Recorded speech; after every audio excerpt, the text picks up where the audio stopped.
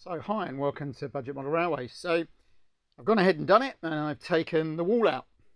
So people that know this layout would know that normally there should be a wall there, which I've now put back over the back there to form part of the back seam there, which obviously opens up hugely the potential for this double O layout. I discussed in the previous video some of the plans. So where we're sort of at the moment, and I'll walk slowly because I know people don't like me panning too quickly. So we're just going to leave the double O running line there. I've taken the loop, passing loop out, just left it as a single line. So we're going to go, as far as double O is concerned, a little bit North American here, which is just a single line running through the scenery. No sidings. I might put a little halt in, that'll be it. And then the idea is to run what I've always wanted, which is an end-to-end little narrow gauge that will run from a station here that will be up at the higher level, same level as the road bridge there. So that'll be a compact little station, hill, don't know, put a town or something on it. It'll go over the main line and then slope down from that point round there down to that point, which should be a gentle enough incline to get a Kato chassis and 3 wagons up. About the midpoint, so roughly where that engine shed is, the idea is to put the motive power depot. So to put the engine shed in and some huts and some sidings to store the spare, if you like, locos and rolling stock. And then this, we went to watch the flotilla of ships that went out to the Sovereign Lighthouse yesterday, and it gave me the idea that I could, strange how these things come to you, I could make this a harbour. So, well, you can see it's a harbour. I can put harbour walls in there, water in the bottom. I haven't finalised the track plan of this part yet, but it'll have a station and some sidings. So the idea is that at some point, the people that wanted the harbour wanted a rail link to the town. The main line didn't want to know, which happened a lot with the very dysfunctional way British railways were planned. And local businessmen have decided, well, we want a link, so we'll put a narrow gauge in and it will run up the hill. And as unfortunately the main line here won't allow us to join their station, which again is the kind of thing that went on, they build a little station here.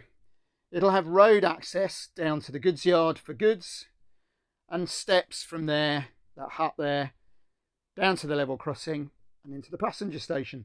So it would be connected to both the big local town in the distance and the 2 main lines, the main line and the branch line. So that would make quite a bit of sense. And I guess if you know, I don't worry too much about these things, but by the time I'm running my 1970s diesels and that sort of thing, then the idea would be that by then somebody's done a Tallinn on this or a Festiniog, and they've turned it into a preserved railway, which would then run from there down to the port, just like Porthmadog does.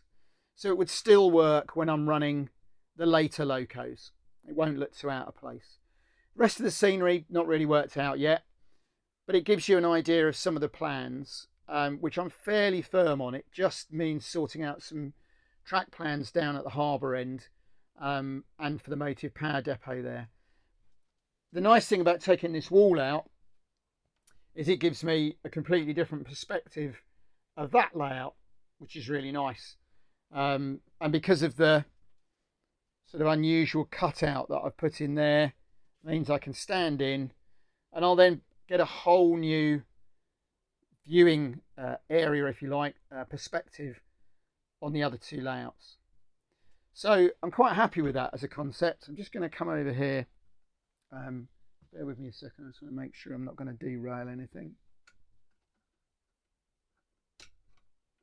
That's not going to work. I was going to try and run some trains, but for some reason it's not working. Bear with me a second. Yeah, problem solved. So Doug was showing me an electric gizmo he'd made and had disconnected the power supply. So I just wanted to show you. Oh, let's move that bit of track out of the way. I just wanted to show you then the idea. That's going to derail, is it? No.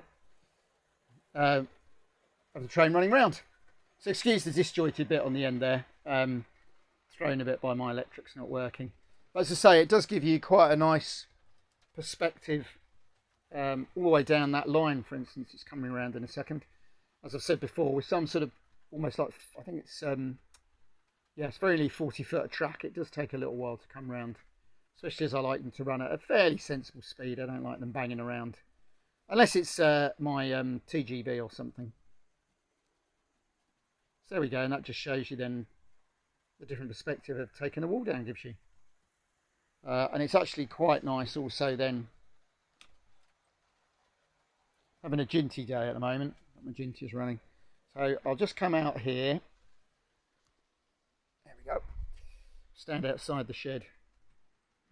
And then hopefully you'll get a better idea of the viewpoint.